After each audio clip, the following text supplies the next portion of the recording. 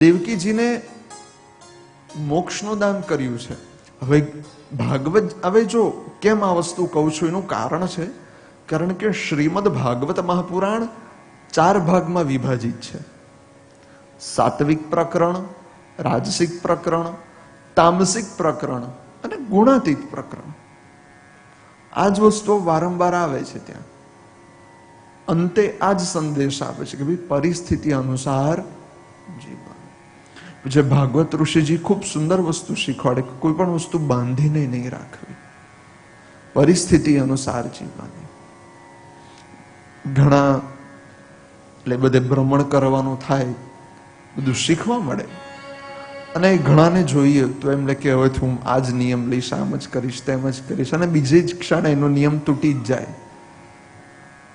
એનું શું કારણ છે? તો કે ઠાકોરજી શું શીખવાડે છે? ભાઈ પરિસ્થિતિ અનુસાર જીવવો, કોઈ વસ્તુ સાથે બંધન તમારું ના રાખો. આ એક ભાગવતજીનો સાર છે.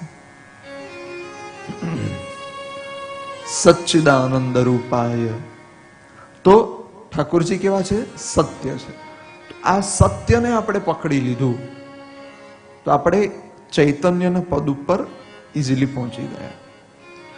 તો ઘણાને એમ પણ થાય કે ભાઈ ગુણાતીત પ્રકરણ શું, કે નિર્ગુણ પ્રકરણ શું, નિર્ગુણ અવસ્થા શું?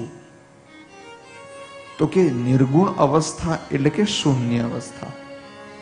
કેવી શૂન્ય અવસ્થા?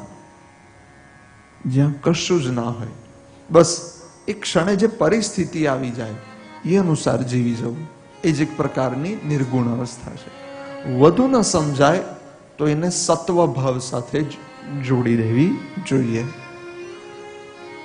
આ ભાગવતજીની 2 મોટી સમરી છે જે આપણે સમજી લેવી જોઈએ, જેની અત્રે આપણે ચર્ચા કરીએ છીએ.